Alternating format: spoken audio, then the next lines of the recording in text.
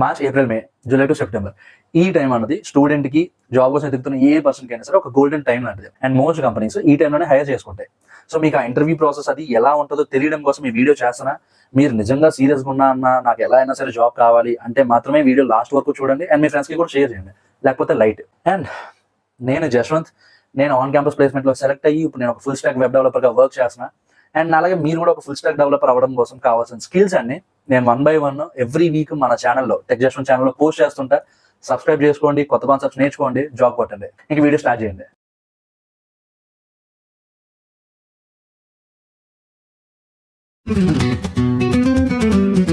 So ఇది ఒక interview process అనమాట. బట్ యాజ్ ఇట్ ఈస్ ఇదే దింపేస్తుందా ప్రతి కంపెనీ అంటే కాదు. కొన్ని కంపెనీలు వీటిలో కొన్ని రౌండ్లు పెంచుతాయి, కొన్ని రౌండ్లు తగ్గిస్తాయి, కొన్ని రౌండ్స్ తీసేస్తాయి కొన్ని కంపెనీస్.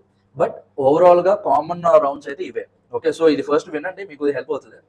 సో ఏ ఇంటర్వ్యూ ప్రాసెస్ అయినా సరే ఫస్ట్ రౌండ్ యాప్టిట్యూడ్ తో పాటు ఉంటే ప్రోగ్రామింగ్ ఉంటుంది, లేకపోతే ఉండదు. ఓకే, ఫస్ట్ అసలు యాప్టిట్యూడ్ అంటే ఏంటి?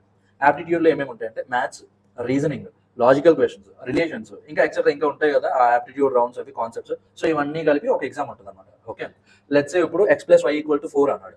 సో 2+2 = 4 అవుతుంది, 3+1 = 4 అవుతుంది, 4+0 కూడా 4 అవుతుంది. ఆ మల్టిపుల్ చాయిస్ క్వశ్చన్స్ ఉంటాయి, లేకపోతే only one of the 4 options ఉంటాయి. ఓకే, సో ఇవంతా కలిపి ఒక యాప్టిట్యూడ్ రౌండ్ అన్నమాట. సో ఇది మోస్ట్లీ పేపర్ బేస్డ్ ఎగ్జామ్ కానీ లేకపోతే డిజిటల్ ఎగ్జామ్ కానీ ఉంటుంది. అండ్ దీంట్లో కొంతమంది ఫిల్టర్ అవుట్ చేసేస్తారు కంపెనీస్. ఓకే, యాప్టిట్యూడ్ తో పాటు ఉంటే ప్రోగ్రామింగ్ కూడా ఉంటుంది. ప్రోగ్రామింగ్ లో ఏంటి, వాళ్ళు ఒక 3-4 క్వశ్చన్స్ ఇస్తారు. ఆ 3-4 క్వశ్చన్స్ ని మీరు సాల్వ్ చేయాలి. సాల్వ్ చేయడానికి ఏ ప్రోగ్రామింగ్ లాంగ్వేజ్ వాడొచ్చు అన్నది అది ఆ కంపెనీ బట్టి ఉంటుంది. బట్ కామన్ ప్రోగ్రామింగ్ లాంగ్వేజ్ ఏంటి అంటే సి, పైథాన్, జావా.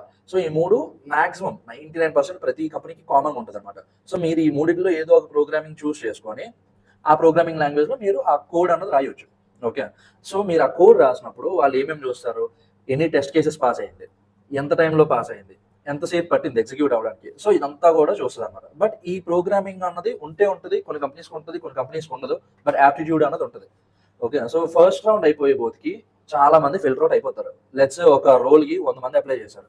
ఈ ఫస్ట్ రౌండ్ దగ్గర ఒక 30-40 మంది ఎగిరిపోతారు. ఓకే, సో మీకు ఓన్లీ 60 మెంబర్స్ మిగులుతారు. అంటే ఎగ్జాక్ట్ గా 40-30 మెంబర్స్ ఎగిరిపోతారని చెప్పలేం, కానీ మీకు అర్థమైంది కదా, ఫిల్టర్ అవుట్ అయితే అయిపోతారు. ఓకే, నెక్స్ట్ వచ్చేసి సెకండ్ రౌండ్. ఆ సెకండ్ రౌండ్ ఏంటి అయితే జామ్ ఉంటుంది, లేకపోతే గ్రూప్ డిస్కషన్ ఉంటుంది. కొన్ని కంపెనీస్ ఏం చేస్తాయి, జామ్ ఒక రౌండ్, గ్రూప్ డిస్కషన్ ఒక రౌండ్ కూడా పెడతారు. సో ఫస్ట్ అసలు జామ్ అంటే ఏంటి, జస్ట్ మినిట్ అనమాట జామ్ అంటే. సో వాళ్ళు ఏం చేస్తారంటే ఆన్ ద స్పాట్ మీకు ఒక టాపిక్ ఇస్తారు. ఆ టాపిక్ ఇచ్చి ఆ టాపిక్ కోసం మిమ్మల్ని ఒక 1 minute ఆపకుండా మాట్లాడమంటారు. ఆపకుండా అంటే ఊపిరి తీసుకోకుండా మాట్లాడండి ఎలాంటివి కాదు, బట్ మధ్యలో బ్రేక్ ఇచ్చడం కాకుండా ఒక ఫ్లోలో వెళ్ళాలి మీరు. ఓకేనా, లెట్స్ ఒక ఏఐ కోసం మాట్లాడమన్నారు. ఆ ఏఐ కోసం మీరు ఒక 1 minute మాట్లాడండి, మీకు తెలిసిందంతా చెప్పండి.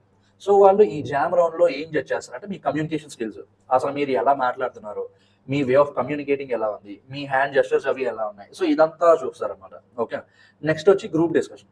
గ్రూప్ డిస్కషన్ ఏమవుతుందంటే లెట్స్ ఒక 10 మెంబర్స్ ఉన్నారు. ఆ 10 మెంబర్స్ ని 5 గ్రూప్ గా డివైడ్ చేస్తారు. సో ఇప్పుడు 2 గ్రూప్స్ వస్తాయి కదా, మీరు కాకుండా మీ గ్రూప్ లో ఒక 4 ఉంటారు. సో ఈ 5 మెంబర్స్ కి కలిపి ఒక టాపిక్ ఇస్తారు. ఆ టాపిక్ ఏంటి, ఫర్ సపోజ్ ఏఐ వల్ల జాబ్స్ వస్తాయా పోతాయా, is AI good or bad. So ఇలాంటి క్వశ్చన్ ఇస్తారు ఒక టాపిక్. సో మీ 5 మెంబర్స్ లో కొంతమంది డిఫెండ్ చేస్తారు ఆ టాపిక్ ని, కొంతమంది సపోర్ట్ చేస్తారు. అంటే కొంతమంది ఏంటి ఏఐ రావడం వల్ల జాబ్స్ వస్తాయి అంటారు, కొంతమంది ఏఐ రావడం వల్ల జాబ్స్ పోతాయి అంటారు. సో మీరు అక్కడ ఓపెన్ గా డిస్కస్ చేసుకోవాలన్నమాట. మీ థాట్స్ అన్నది మీరు చెప్పగలగాలి వాళ్ళకి.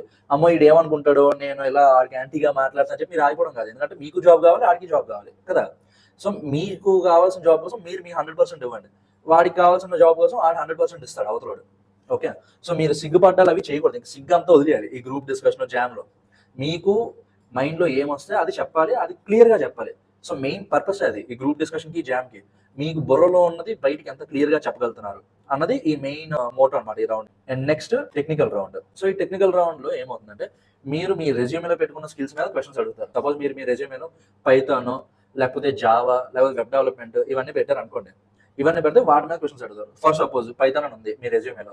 సో ఆ పైథాన్ మీద క్వశ్చన్స్ అడుగుతారు. పైథాన్ లో మీకు ఏ కాన్సెప్ట్స్ అవి వచ్చు, పైథాన్ ఎందుకు నేర్చుకున్నారో, ఒకవేళ ఈ పర్టికులర్ ప్రోగ్రామ్ కానీ రాయాలంటే మీరు ఎలా రాస్తారు, మీ వే ఆఫ్ అప్రోచ్ ఏంటి, సో ఆ అప్రోచ్ ఎందుకు మీరు ఎంచుకున్నారు, మీరు ఆ కోడ్ ని ఎలా ఆప్టిమైజ్ చేయగలరు, లేకపోతే ఈ పర్టికులర్ ఫీచర్ ఉంది ఆ ఫీచర్ ని మీరు ఎలా బిల్డ్ చేయగలరు, ఏమేమి కాన్సెప్ట్స్ వాడతారు, ఏమేమి డేటా స్ట్రక్చర్స్ వాడతారు, ఇవన్నీ ఉంటుంది అనమాట. ఓకే, అండ్ దాంతోపాటు డేటా స్ట్రక్చర్స్, అల్గోరిథమ్స్ కూడా అడుగుతారు.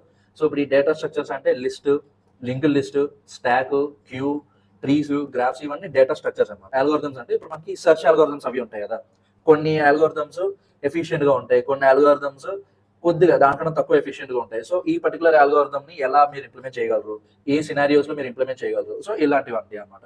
And by the way resume లో పెట్టుకునే స్కిల్స్ నేర్చుకోవాలనుకుంటే మాత్రం మన ఛానల్లో ఆల్రెడీ చెప్పా, HTML నుంచి ఫ్రంట్ ఎండ్ అంతా అయిపోయింది, నేర్చుకోండి, సబ్స్క్రైబ్ చేయండి మన ఛానల్కి. Okay. And next technical round 2 అనమాట. ఉంటే ఉంటుంది, లేకపోతే ఉండదు. సో ఈ టెక్నికల్ రౌండ్ 2 లో ఏంటి అంటే ఇంకొద్ది డెప్త్ పెరుగుతుంది, డిఫికల్టీ లెవెల్ పెరుగుతుంది అనమాట. ఓకే, బట్ కాన్సెప్ట్స్ అవి అయితే సిమిలర్ గానే కవర్ చేస్తారు. And next last round danger round, HR round అనమాట. సో మిగిలిన రౌండ్స్ లో అన్నింటిలో ఏంటి అంటే మనకు తెలిసిపోద్ది మనం సరిగ్గా పర్ఫామ్ చేయట్లేదనో, లేకపోతే ఈ రౌండ్ మనది పోయింది ఇంక మనం బయటికే అనో ఏదో ఒకటి తెలిసిపోద్ది. బట్ ఈ HR రౌండ్ లో మ్యాజిక్ ఏంటి అంటే అంత బాగానే చెప్పామని మనం అనుకుంటాం, బట్ అంత బాగానే చెప్పామని వాళ్ళు కూడా అనుకుంటేనే మనం అయితే ప్లేస్మెంట్ వస్తుంది, లేకపోతే నెక్స్ట్ రౌండ్కి వెళ్తాం. సో అది ఎలా ఉంటుంది HR రౌండ్, అది మనం చెప్పలేము, అది ఆ HR మీద బేస్ అయ్యి ఉంటుంది. సో HR రౌండ్ లో ఏంటి మోస్ట్లీ మీ హాబీస్, ఇంటర్వ్యూ చేసేవాడు కాదు, మీ హాబీస్ గురించి, మీ లైఫ్ గురించి, అంటే మీ ఫ్యామిలీ ఎక్కడ ఉంటుంది, మీరు ఎక్కడి నుంచి వచ్చారు, మీకు ఎంతమంది సిబ్లింగ్స్ ఉన్నారు, మీ పేరెంట్స్ పేర్లు, ఇవన్నీ అనమాట మీ లైఫ్ గురించి. అండ్ దాంతోపాటు జనరల్ టాపిక్స్, అంటే మీకు ఏమి ఇష్టం, లేకపోతే మీ పర్స్పెక్టివ్ ఏంటి లైఫ్ మీద, సో ఇలాంటివన్నీ. దాంతోపాటు ఒకవేళ మీరు వెళ్ళేది ఆఫ్ క్యాంపస్ అనుకుంటే శాలరీ నెగోషియేషన్ కూడా ఉంటుంది.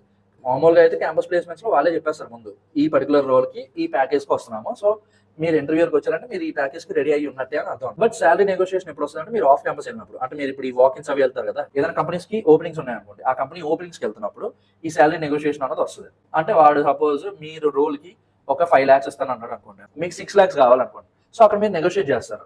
సో మాకు బయట మేము ఎంక్వైరీ చేసుకున్న దాన్ని బట్టి ఈ పర్టికులర్ రోల్ కి 6 lakhs ఇస్తున్నారు, సో మీరు కూడా 6 lakhs కి దగ్గరలో అయినా, 6 lakh అంటే ఎగ్జాక్ట్ 6 lakh కాకపోయినా 6 lakhs కి దగ్గరలో ఇస్తే బాగుంటది. సో అది నెగోషియేట్ చేసుకుంటారు అనమాట. సింపుల్ గా చెప్పాలంటే బేరం ఆడుకుంటారు. ఆ 5 lakhs ఇస్తాను అంటారు, మీరు 6 lakhs కావాలంటారు. సో మధ్యలో ఏదో ఒక టర్మ్ మీద మీరు అగ్రీ చేసుకొని ప్లేస్మెంట్ కి వస్తుంది. లేదు మీకు అసలు ఆడిచ్చే అమౌంట్ అది మీకు చాలదు అంటే మీరు లైవ్ తీసుకుంటారు. ఓకే, సో ఇదనమాట HR. సో ఇదనమాట ఈ వీక్ వీడియో. ఎవ్రీ వీక్ నా దగ్గర నుంచి ఇలాంటి ఒక వీడియో వస్తూనే ఉంటుంది. ప్రతి వీడియో, ప్రతి కాన్సెప్ట్ నేను ఎక్స్ప్లెయిన్ చేసేది మీకు ఏదో ఒక విధంగా ఉపయోగపడుతుంది. లాస్ట్ ఫ్యూ వీక్స్ లో ప్రాజెక్ట్ ఎలా బిల్డ్ చేయాలో చెప్పా, ఒక పోర్ట్ఫోలియో ఎలా చేసుకోవాలో చెప్పా, HTML దగ్గర స్టార్ట్ అయ్యి అసలు మీకు ఏ నాలెడ్జ్ లేకపోయినా సరే ఒక ఫ్రంట్ ఎండ్ డెవలపర్ ఎలా అవ్వాలి అన్నంత వరకు ఎక్స్ప్లెయిన్ చేసి ఒకసారి మన వీడియోస్ చూడండి. కంటెంట్ మీకు యూజ్ అవుతుంది అనుకుంటే సబ్స్క్రైబ్ చేయండి, అండ్ మీ ఫ్రెండ్స్ కి మాత్రం ఈ వీడియో షేర్ చేయండి. ఎందుకంటే వాళ్ళు కూడా ప్లేస్మెంట్ కావాలి కదా, అప్పుడే మీరు కలిపి ట్రిపుల్కి వెళ్ళగలరు, కలిపి పబ్బులకి వెళ్ళగలరు. ఇవన్నీ ఒకవేళ మీరు మన ఛానల్ కి సబ్స్క్రైబ్ చేసుకొని ఉంటే మనం వచ్చే వీక్ కలుద్దాం, లేదంటే మళ్ళీ నా వీడియోస్ మీకు ఎప్పుడు కనిపిస్తాయో తెలియదు, కాబట్టి సబ్స్క్రైబ్ చేసుకోండి. Okay, by.